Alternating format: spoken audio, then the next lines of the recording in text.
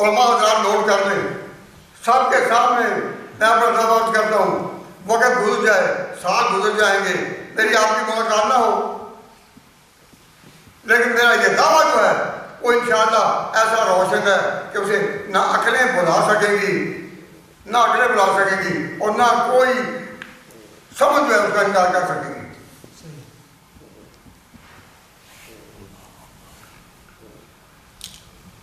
وہ دعویٰ کیا ہے؟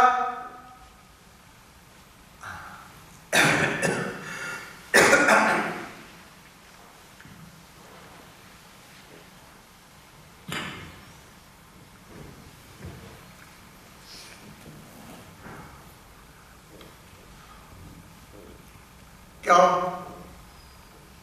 کہ منافقوں کا ایک مقولہ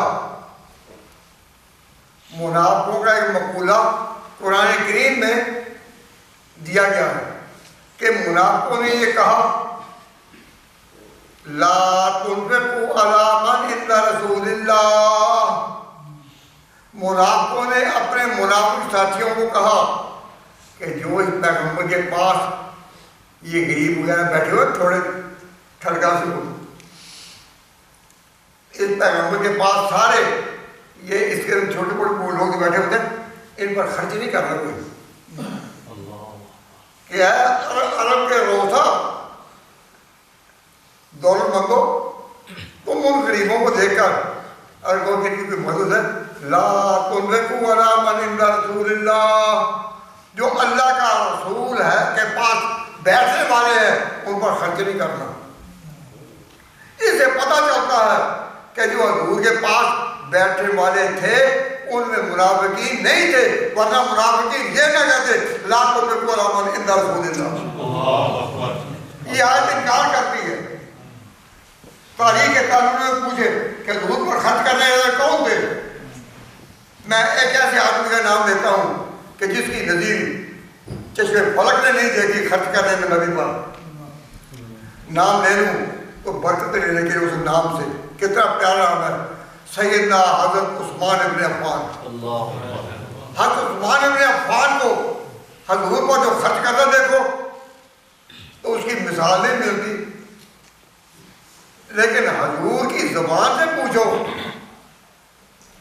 تو وہ خرچ کرنے والوں میں سب سے زیادہ رہین احسان اپنے آپ کو کہتے ہیں ابو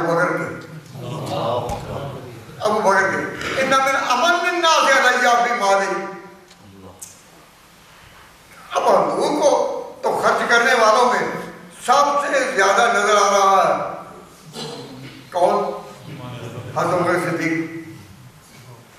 امن الناس بالمولائما، کلیم اول سر آئما، ہمت ہو کشت ملت راج و ابر، ثانی اسلام غار و بدر و قبر۔ کیسا ساتھی؟ تو حضور کو وہ نظر آ رہے ہیں اور اللہ تعالیٰ کو عثمان ابن عفان۔ میں اس وقت اس بات کا پلازیبل انٹرپریٹیشن کیا ہے اس پر میں صحیح کرتا ہوں، لیکن اتنی بات میں آپ سے ضرور کہوں گا کہ حضرت عثمان جیسا خرچ کرنے والا چشم فلک نے نہیں دیکھا۔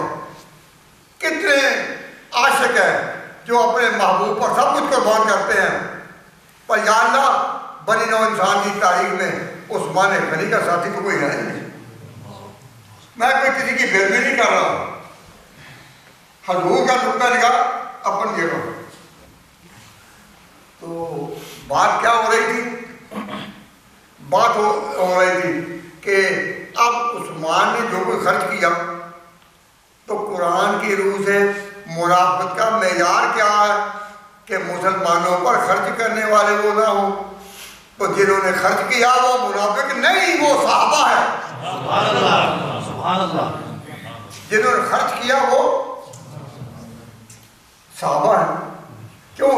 جب معیار انہوں نے رکھا نا لا تنفقوا علی من، میں جب یہ آیت پڑھتا ہوں تو میرا سر جھومنے لگتا ہے قرآن پاک کی بلاغت پر۔ کیا قرآن پاک کی شان ہے